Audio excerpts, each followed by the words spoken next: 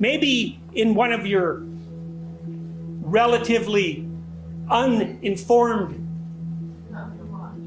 flurries, you ended up establishing a relationship with someone who was really not good for you. And that might mean, well, it was just a bad personality match, or it might mean they really weren't good for you, because, you know, you can get pretty unlucky and you can get tangled up with someone who's very deceitful and very malevolent and who could care less about you, or maybe who even wants to hurt you. And then you can establish a trusting relationship with them, or at least you trust them, and then one day, you know, you find out that they are not who they said they were, or even more importantly, they are not who you thought they were. And so then maybe you're in a committed relationship and they betray you with someone else. And so then you think, well, there you are at home, and you're perfectly happy about being at home, and then your partner comes home, and for one reason or another, you find out that they're having an affair, or that they've betrayed you, or that they've lied to you in some other spectacularly important way. And maybe it's a lover, maybe it's a family member, maybe it's a sibling, and maybe it's a friend, whatever. It doesn't matter. And so here's a way of thinking about it. The minute before they come home, you're in one place. And you remember, a place isn't just a place, right? A place is a place in time, because we live in space-time. We live in time and place. And what that means is you can be in the same place in 1 minute and a completely different place in the next minute, even if you haven't even moved. And so place is a very, very complicated idea. So you're sitting at home and you're watching Oprah, and you're perfectly content to do that, and then the person comes home and the bottom of your world falls out. And then all of a sudden you're not where you thought you were. And it's a really weird place that you are now, because it's not where you were, that's for sure. But you also don't know where it is, because you don't know who that person is that's in that room with you. You don't know what your past with them was, or what it meant, or anything else about it, because it was predicated on absolute misperceptions. So none of your memories about those events are valid, even though you have them as memories.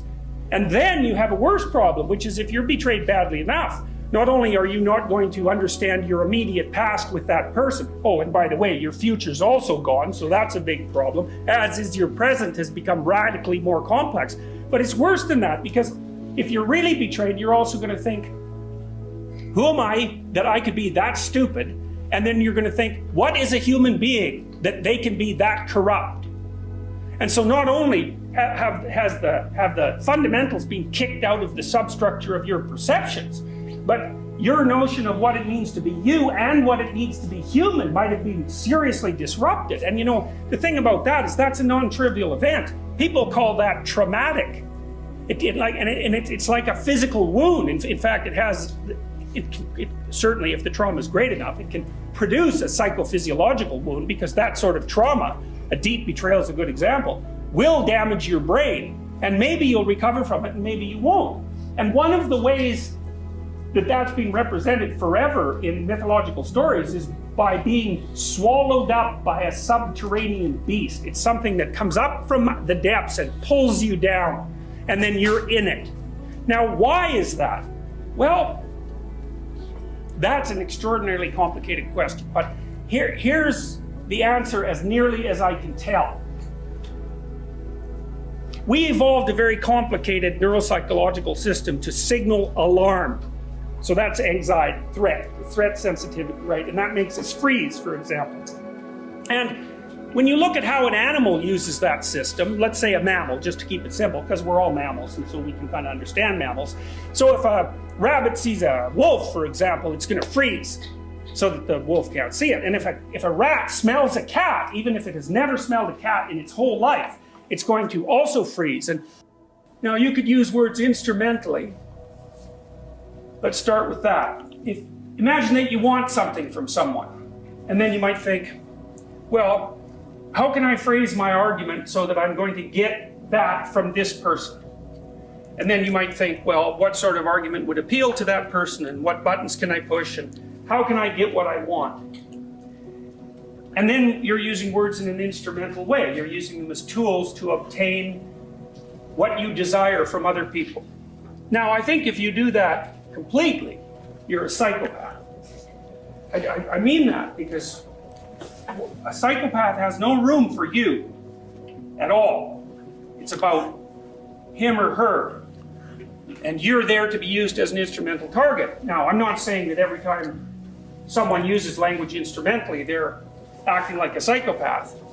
But don't make the kind of mistakes that get you into such a stupid relationship to begin with. Okay, because that's the answer to that question. And the way you do that is by trying not to delude yourself any more than is absolutely necessary.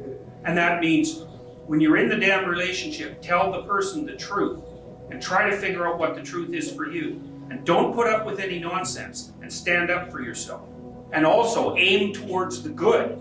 You know, if you do all those things, then your relationship is probably going to work. If you're trying to do all those things, really, and you have a partner that will not do that, then leave. But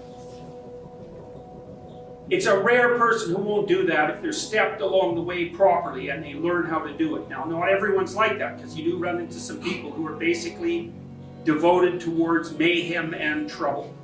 You know, but usually, you know, a person is a balance of striving for the good and, you know, messing about in the hell. And, you know, you're both like that when you start a relationship and you try to tilt it towards the good.